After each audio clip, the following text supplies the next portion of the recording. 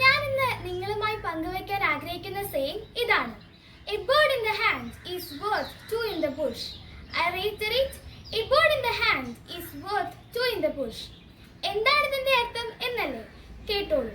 മലയാളത്തിൽ ഏതാണ്ട് ഇതേ അർത്ഥമുള്ള ഒരു സെയിങ് ഞാൻ പറയട്ടെ.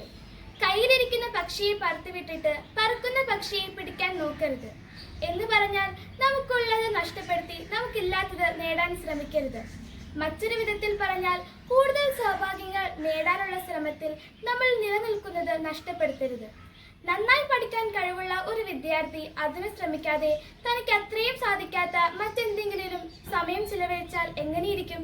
ഉദാഹരണമായി ഏതെങ്കിലും കലാപ്രവർത്തനങ്ങളിൽ തനിക്ക് ഒന്നും ലഭിക്കുകയില്ലെന്ന് മാത്രമല്ല ആ കുട്ടിയുടെ പഠനവും അവതാളത്തിലാവില്ലേ?